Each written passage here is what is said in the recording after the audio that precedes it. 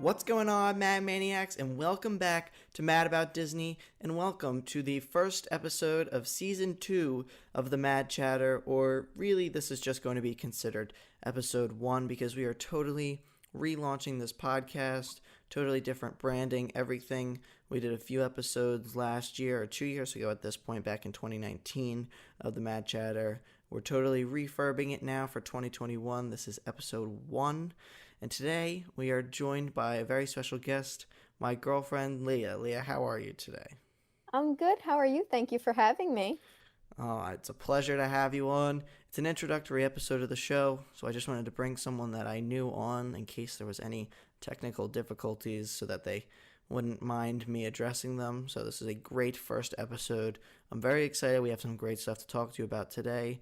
So generally, real quick, before we get into the meat of this show, I'm just going to kind of explain what this show, The Mad Chatter, is going to be in the future. So The Mad Chatter is going to be probably to start a monthly podcast that I will be releasing both on the Mad About Disney YouTube channel in an audio format without any video, as well as on other podcast sites such as Spotify, Apple Podcasts, and wherever else you think I should put it, you can let me know. So this is just a chance for me to have longer discussions about certain things with different people. I'm bringing Leah on today. Most of you know her from the Hershey Park vlogs from my channel that she's involved in. But I'll also be bringing on other Disney YouTubers and people like that throughout the podcast. Every month, different special guests. So while it is a pleasure to have Leah this month in the January episode, there will be a different guest every month, likely. The show is going to have one main topic every week, followed by a movie review, which will be different for every week, and a Q&A session. Now, for that Q&A session, I'll explain a little bit more when we get there, but there'll be a way for all of you to submit questions that will be answered in those episodes. So, without further ado, I think we should get right into this episode. What do you think, Leah? Sounds perfect. So today we're going to be talking about my short film Quaranteen. Many of you have probably seen Quaranteen, spelled with a T-E-E-N. It is on my YouTube channel, Mad About Disney, and it's a project that Leah and I worked together on over the last few months of 2020. And yeah, it's a really special project. If you haven't seen it, I'd recommend going to watch it before this. It's only 5 minutes long, and I'd appreciate any support you give because it's something that I worked really hard on, and Leah also worked really hard on. So Leah, Mikey Gibbs says that it's our project, but he put in all the hard work and deserves all the credit. well, I mean, you were the lead actress, so I feel like you deserve a decent bit of credit as well. It is a, Behind every good actress is a good director. well, I'll take the compliment. Why not? But anyways, it was a very interesting process for you. I have obviously was, as the writer, director, editor, etc., was involved in everything before, during, and after shooting.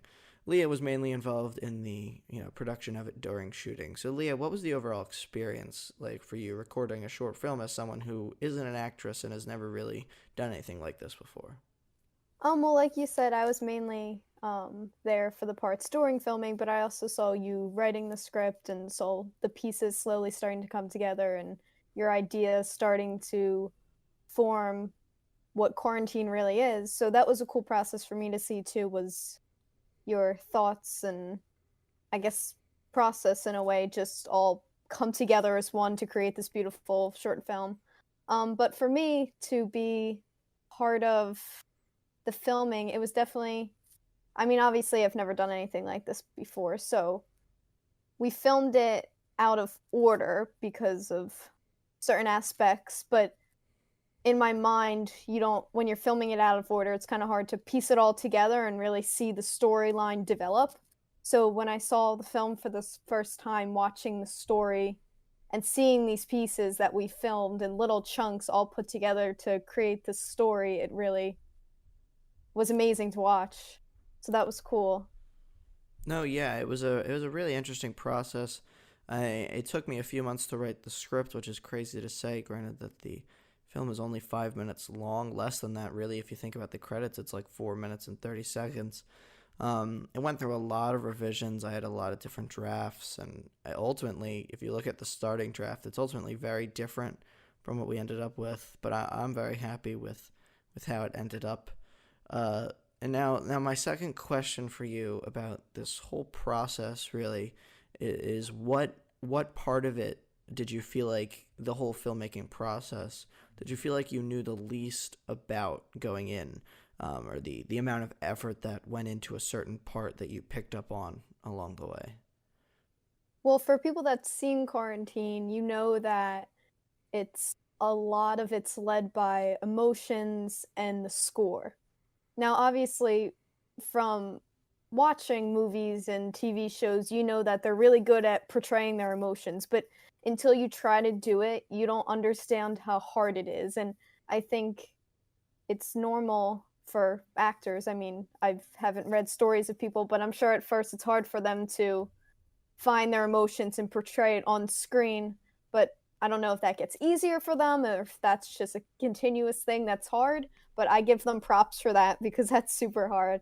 And I also think the score I mentioned, like, you don't realize how much a movie portrays its emotion through the score. So that was cool to see again because we shot it without the score and it was later added in, and you see the enormous effect that it has on the whole entire story. So that was something that I didn't realize that just you kind of overlook when you're watching movies and TV shows that's there and drives the plot.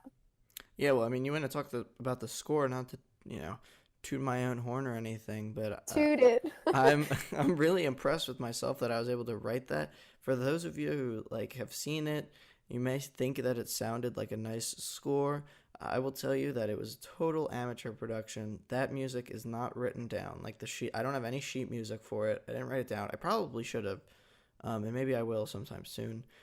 The audio was recorded by me literally just placing my phone on a stand next to my piano and playing, and then like editing the static out after the fact. So it was a really amateur production. I'm ultimately happy with the how it ended up. It didn't sound too awful. I don't think that the quality for not being like recorded directly into a computer program or anything. It definitely sounded awesome. And originally, you didn't tell me that you were writing the score. When I watched it for the first time, without obviously seeing the credits, I thought that it was just like something you pulled off of the internet. And later, when I saw the credits, it just amazed me that you did that off No, of your phone. yeah, I mean, I'll take credit for that. I that was the one thing for me. It was really the score and the audio, like audio editing, audio mixing. Those were the two areas I felt so like completely clueless in going in. I had an idea, obviously, with the script I wrote ahead of time, and I had an idea with editing, like the clips and directing. I kind of had that vision. Ultimately, that's the area I want to go into is directing, as far as careers go.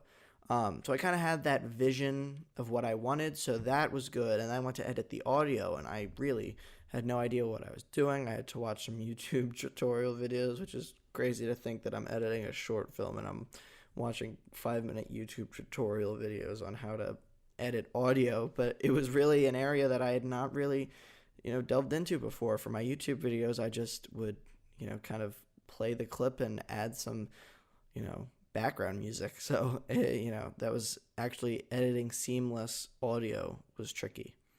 Now, You just mentioned some of the hard parts for you. Would you say that editing the sound was the hardest part? Like there one part that you really just weren't well, expecting to be hard? uh, this being an amateur short film and all. Wait, but time out, by the way. How did you hijack this podcast? I'm the one that's supposed to be asking these Well, questions. maybe the people are curious. All right, that's fair enough. Anyways, the what was I saying? Oh my gosh, you made me lose my train of. I made me lose my train of thought. I asked what the hardest part was for you. Yes. So, basically, when I went to listen to the pure, so this is an amateur production. I didn't have fancy equipment. I used my mom's DSLR camera to record it. I didn't have any microphone, any external lighting, anything like that. All the lighting is natural lighting. Uh, all the camera is either on a tripod or I'm literally just holding it. So that means that with the audio not having like microphones and stuff, it's pretty rough. Lots of static background noises. That was really tough because one, it was an area I had very little expertise in, just audio editing in general. But also I was presented more of a challenge because the audio was pretty rough and pretty messy. So having to both learn how to edit audio and fix a lot of issues. Almost every audio clip in the short was edited in Adobe Audition, which is Adobe's audio editing program. It was edited in Audition in some way, shape, or form, probably, whether it's to remove background static or remove wind. I didn't even think till after the fact about wind. This project, I'm very proud of how it turned out for my first project, but I definitely learned a lot of things to improve upon in the future, like things I didn't even think of when I was planning it out. And that's why you do these things, is to learn and grow as a filmmaker. So like wind was one thing that I didn't even take into account until I heard the audio, and it was just massive wind blowing noises. Because a light breeze on a day translates into really awful audio, even though it's just a light breeze. So I would definitely say that audio editing and making it all sound decent was probably the hardest part. I also added in a lot of external sound effects to probably blend everything in together too.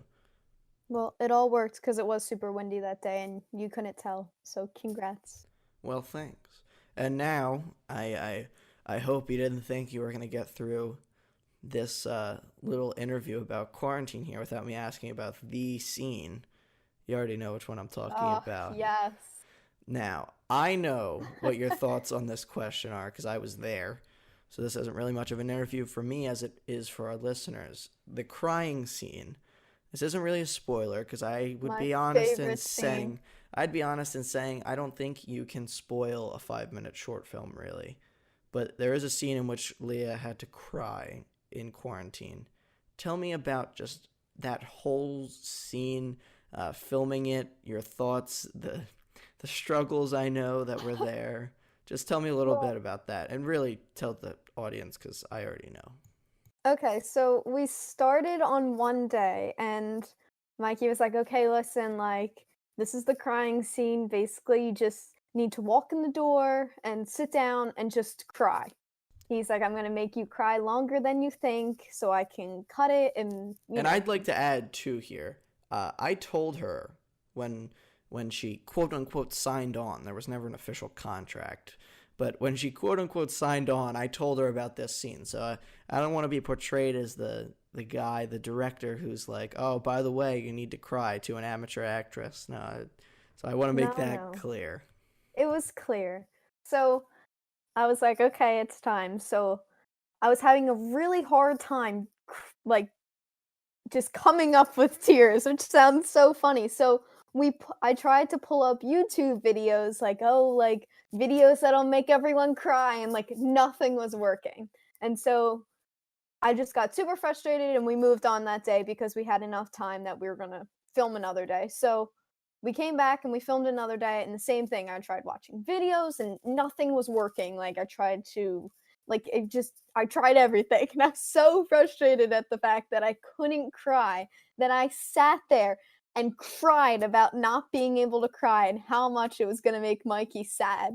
So me being frustrated about the fact that I couldn't cry made me cry. And for me, that was, it was like a relief once it was done. But it's a bit ironic if you really think about it. Yeah, I think Mikey said at one point, like, okay, let's try it again. And I was like, oh no. But ultimately it ended up working. And we really did try everything too. I mean, she watched videos of sad, animals. She watched those, the ASPCA? I forget whatever those ads are. With the song in the background. Yeah, she watched, I won't spoil it for anyone who's watching, but she watched like a scene from Grey's Anatomy where one of her favorite character died. And yeah, it's just, it was a mess, but we ultimately got it. And I've gotten a lot of people message me and send me like all different notes basically saying like how impactful that scene was to them. So it made me happy as a director. I'm sure it's making you happy as the actress in that situation, to get all Yeah, those well, compliments. How's it been? How's the praise been? How have you been handling your stardom? the praise has been fine. I'm giving you all the credit because you deserve it all. You I need just to wanted to go stop back. taking all the. I mean, you need to stop giving me all the credit. No, you deserve it. I wanted to go back and touch on the crying scene. At first I wouldn't watch it. No one wants to watch themselves cry, right? Like that's just weird. So I would like refuse to watch it, and eventually I sat down in my room one day and I was like, "All right, we're just going to watch it." And it wasn't terrible, but Well, I'm sure that's a little bit odd for yourself to watch. But yeah. anyway, that pretty much wraps our discussion here on Quarantine. Unless you have anything else to add. No, I just, congrats. I'm super proud of you. Everyone's proud of you. You did an amazing job. Hey, this podcast wasn't to give myself praise. This was to have you talk about your experience. You're not giving yourself praise. I'm giving you All praise. right. Well, I didn't invite you on the podcast to give me praise. But anyways, if you haven't seen it, go check out Quarantine. It's on the Mad About Disney YouTube channel. I also think at some point in the future I may do some sort of blooper reel or something, because I think that'd be funny. I have a lot of messed up takes that that gave us all some laughs in the moment. If you guys were a fan of Fergus, the dog from the short, we have some great blooper clips that we can share with you of him. So anyways, that pretty much wraps up this main topic. Like I said, every podcast will have one main topic, followed by a movie review. So you know what time it is? It's movie review time. I just said that. So today we are reviewing Pieces of a Woman. Is a new Netflix movie. It premiered at some festivals in 2020. I'm considering it a 2021 release because it technically got a wide release in 2021. So it's starring Shia LaBeouf and Vanessa Kirby. It is about a couple who is dealing with the loss of a child following its birth. It's a terribly heartbreaking movie. Leah, what were your initial thoughts following this movie?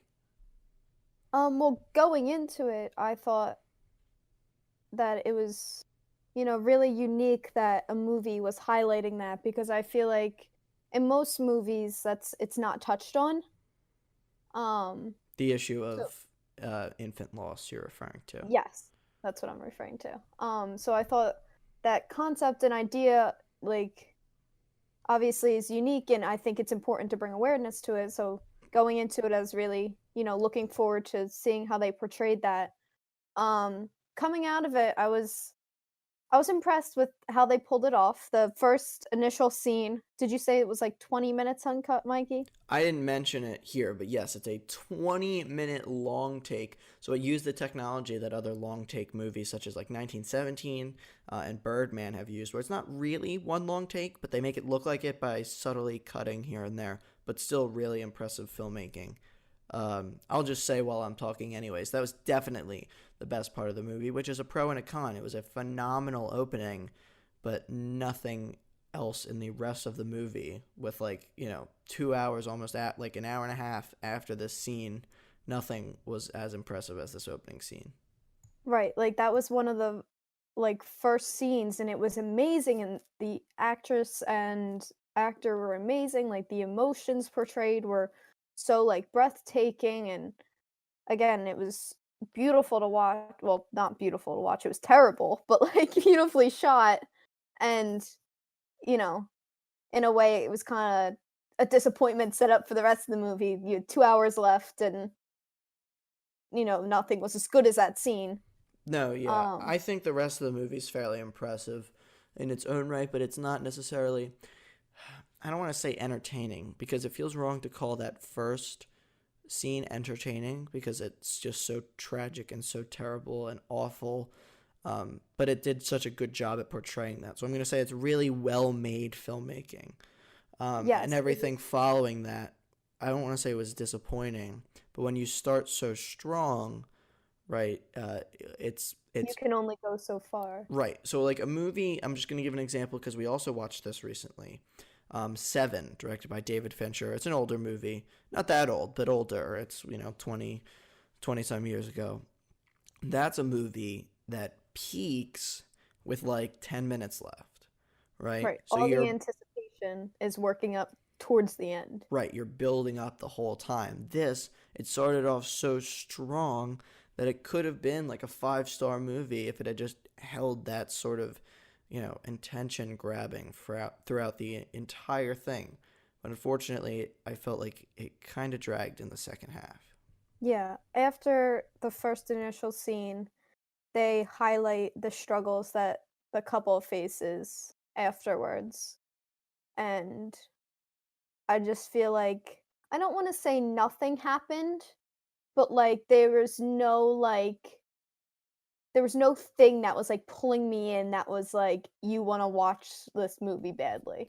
Well, they did the courtroom thing, but that didn't grab me in the way that I think that they kind of They intended it. hope. Yeah, they were Right. kind of trying to pull you back in with that, but it didn't really. But anyways, Leah, out of five, what'd you give Pieces of a Woman? I think I gave it a 4. I also gave it a four. I think if you can handle that first 20 minutes, I think it's worth checking out. It's on Netflix, at least in the United States. I think it's also available internationally on Netflix, but I'm not 100% sure on that. But anyway, I still think it is worth checking out. So now we move on to the third and final bit. So Q&A. So Q&A, question and answer segment is going to be my chance to interact with all of you guys. In the description of this video, or not video, well, okay, so I'm going to upload this to YouTube. So if you're listening on YouTube, it will be in the description. If you're also listening on like Spotify or Apple, in the show notes, I think I can put a link. So we have a Google form set up that you can submit your questions. Also, if you're a member of the Discord server, you can just submit your questions there, or you can DM me on Twitter. I created the Google form so that there'd be a direct place for this, but if there's other places that you can, pretty much any way you can get it to me. We're only going to take so many questions per episode, so if you want priority access for questions, I will talk to you about that in a second. But anyway, most of the questions this week, they all came from Discord. So because this was the first episode and we didn't have the Google form set up, I just asked some of my lovely Discord members, shout out to everyone in the Mad About Disney Discord server, for some questions. So we have them for the opening episode, and then from there we'll rely on everything else. All right, so the first 3 questions are for me. Big Beautiful Disney asks, what inspired you to make Quaranteen? So the answer to that is that I had to make a short film for college applications. So I kind of got the ball rolling with this, and ultimately I just fell in love with the whole project. So beyond my love of beyond me wanting to get into college, I just fell in love with the project as a whole, the ideas I had. I felt like being a teenager, specifically a high school senior, while obviously there are far worse positions to be in during all of this, like being sick or anything like that, I still felt like it was a difficult time for that group of people, and I felt like it would be a good opportunity to portray that, because that is not a group that has been portrayed on film. Granted, this is still a very recent, still ongoing problem, that being coronavirus and everything. But yeah, I felt like it was a good opportunity to demonstrate that, and a lot of the feedback that I've received has been about that message and how it was so great that I portrayed it. So yes, that is the answer to that. Vetter asks, what made you want to make a Disney Channel on YouTube, even though you don't live in Florida or California? And the answer to that is that I just love Disney. I love the parks and movies. Before COVID, I would visit the parks semi-frequently, every year to year and a half to 2 years or so.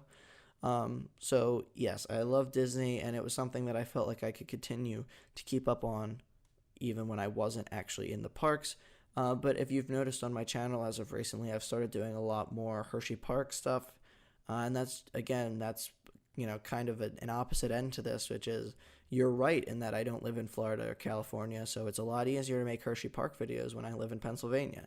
So I like to keep it mixed, but during coronavirus, it was a lot easier to drive 2 hours to Hershey than it was to fly, which is virtually impossible, to Florida. I was supposed to go to Disney twice in 2020. Both trips were canceled because of COVID. So yeah, once things get back to normal, maybe I can get back more into some vlogs from the park. The Rye Bread asks, what is the end plan for your channel, and where do you think it will take you? This led to some very funny discussion on the Discord server about Mad About Disney getting bought by Disney, and then getting Disney selling it to NBC, and then NBC putting Mad About Disney on Peacock. Ultimately, if you want to get involved in some of those funny discussions, you should join our Discord server. But the end plan, I don't know.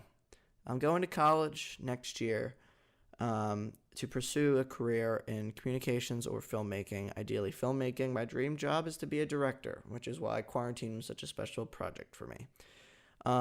Ultimately, though, I do Mad About Disney not for any financial means. I don't make any money from it. You have to have 1,000 subscribers to make money, and I'm not close to that yet. I'm grateful for all of my 230 followers, but I'm not even close to that yet. So I do it because I like it. I do it because I enjoy doing it, and I do it because I love the community that I have built through it. I love all of the people on Discord and getting to joke around with them, all of the other YouTubers that I've collaborated on with stuff. So ultimately, I'm going to continue to pursue it for the foreseeable future because I enjoy it. And I enjoy making content, which is why I've kind of shifted my content recently to be a mix of Disney stuff and some non-Disney stuff like Hershey Park and movies, because that's the sort of stuff I enjoy making videos on. And then finally, we have one more. It's just a completely different tone than the rest. What's your favorite cereal? And Leah, you can finally get involved in this Q&A. What is your favorite cereal? Can I say my 3 favorites? I mean, that's not the question, but I guess we can make an exception. Lucky Charms, Frosted Flakes, and Special K Chocolatey Delight. Special K? You trying to be all healthy? No, it's chocolate cereal. I guess so. All right. My favorite of all time is probably Reese's Puffs. That, or I regularly enjoy the chocolate mini Frosted Mini Wheats, like the smaller ones. They're great to eat dry, like a dry cereal. But recently I've really been digging Cinnamon Toast Crunch. You have been. I have been. I've been really digging the Cinnamon Toast Crunch lately. But anyways, They're probably my top 3. All right. So the last thing I want to mention is that this podcast is a financial investment for Mad About Disney. And like I said a few minutes ago, I don't make any money from this. I do it because I love it. And this is the sort of thing that, I don't know if you guys know this, but to put your podcast on Spotify, Apple, you have to pay monthly. And I want to do this, so if I have to pay it out of my pocket from other sources that, I can get the money, I will. But I've heard from a few people, I've gotten some messages that I should set up a Patreon. So for those of you who don't know, a Patreon is a system where basically you can pay a creator a monthly fee, or not a month, it's a fee. A month, you pay a creator monthly to support them, and in exchange they'll give you some bonus content. So I'm going to pull up here real quick. I have the Mad About Disney patron page that I am going to be officially starting, and I have 3 different tiers that you can sign up for to support the channel. If you want to click off and you don't want to listen to this, I appreciate you watching, and you can head out now. But real quick, I have a $1, $5, and $10 a month subscription. Yeah, I'll put the link down in the description. It might not be launched yet when I post this video, and if it's not, you can come back later. I'll shout it out at another episode. You can go read all of the full benefits. I've got a great lineup of benefits for each level. But some of the examples of different things are special Discord roles, credits at the end of videos, shout-outs on the podcast. One of the things I mentioned earlier is Q&A preference. So if there's a lot of Q&A questions for a week, but you're a patron, you will be guaranteed that your question will get in. That's for the silver and gold tiers. Discord roles for all of them. And then the gold tier, which I don't expect anyone to sign up for quite yet, but if you do have a really generous heart and you want to sign up for the gold $10 a month tier, there's some great stuff like exclusive videos that will only be sent just to the gold patrons. You can have prime video suggestions. So if there's a video you want me to make and it's not something totally ridiculous, it generally falls in to the type of content I make, I will make that video. Shout outs at the end of any future short films that I make and under the special thanks section. So sorry I rambled on there for a minute, but the point is I've got a lot of great rewards. I purposely kept the lowest tier at $1 a month because I know I'm a small channel and I don't want to be asking you guys for any money, but it would really help me out if I could help cover the costs of having this podcast be a regular thing. So for now, any support just by watching the video and sharing is much appreciated. But if you do decide to become a patron, that would be really, really helpful, and know that it won't go unappreciated. But wrapping up at just about 31 minutes, I think. We're going to wrap this up. Leah, I want to thank you so much for coming on this inaugural episode. Thank you for having me. I hope you enjoyed your time on here. Let me know, everybody, what you thought of this episode. You can use comment sections, Twitter DMs, Discord server, or that special new Google form that I happen to have set up. Let me know what you think. Let me know if you have any topic suggestions for future episodes. Let me know if there are any guests that you want to see on this podcast. Maybe I could reach out to some old guests that were on the season 1. But yes, Leah, you want to say one final goodbye? Thank you. All right, that was pretty lame. What do you want me to say? I said know. thank you for having me. No, It was an honor. I'm just glad to be your teasing. first. Yep. All right. Well, I guess we're going to wrap this up here. Thank you guys so much for watching. I hope you enjoyed this inaugural episode of The Mad Chatter. I know it kind of already existed, but we're considering this the first episode. And I will stop my rambling on. Oh, also, certain patrons. I would shout you out at this point in the episode. That's a thing. That's one of the perks. Okay, but I'm going to end it here because that's the end of the episode. And I will see all of you Mad Maniacs in the next podcast.